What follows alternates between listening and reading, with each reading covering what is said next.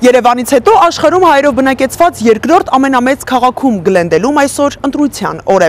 Քաղաքում, որտեղ բնակչության շուրջ 40%-ը հայեր են, ընտրում են քաղաքային իշխանությունների ներկայացուցիչներին։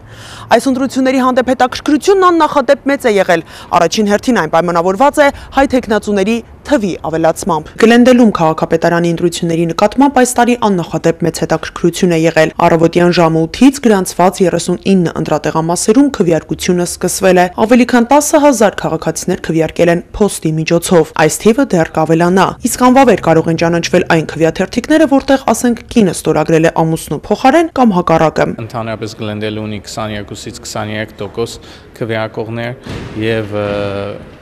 դեր հույսով ենք, որ ավելի կշատանա թիվը, ինչպես որ օրը անցնի։ Գլենդելի քաղաքապետարանի քարտուղար Արտաշես Քասախյանը ի պաշտոնե հետևում է ընտրություններին, բայց չի կարող միջամտել։ Նա նույնպես որպես թեկնածու պայքարում է վերընտրվելու համար։ 2005 թվականից ի վեր մասնակցում է ընտրություններին, բայց այս տարի առաջին անգամ նրա դեմ պայքարում է մեկ այլ թեկնածու։ Քվեաթերթիկները հաշվելու ժամանակ Արտաշես Քասախյանը կլինի սենյակում, բայց չի մասնակցի ընթացքին։ Այս ընտրությունները շատ կարևոր են, որտեղ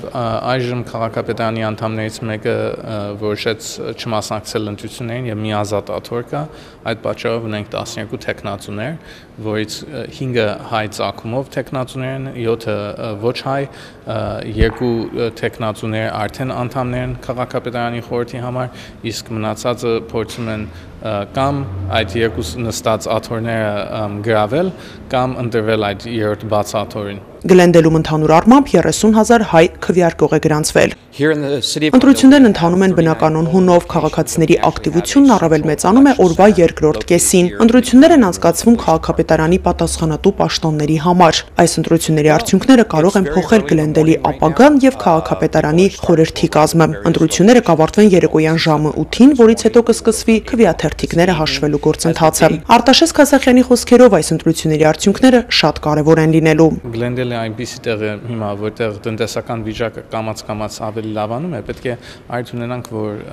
մարդիկ ընտրեն, որ լավ ձևի են ուղղելու եւ ղեկավարելու քաղաքը։ Գլենդելի հայ ընտրողները ընտրության են գալիս մեծ հույսերով, հայ թեկնածուներից ակնկալում են իրենց հուզող հարցերի լուծում։ Դպրոցների հարցը շատ կարևոր է, քանի որ մենք ինքներս ունենք երեխա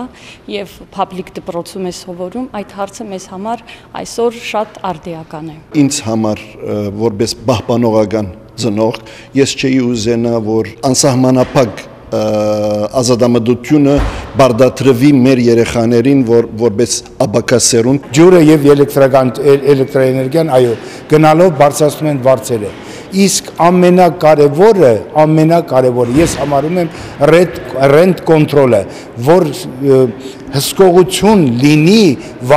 տան վարձերի վրա, որտեղ տնատերերը աստված են դարձել։ Ինչ կամայական, որքան ասես բարձրացում են, երբ ասես հեռացնում են բնակչի։ Կուզենանք, որ Գլենդելը ավելի խիստ եւ մաքուր լինի,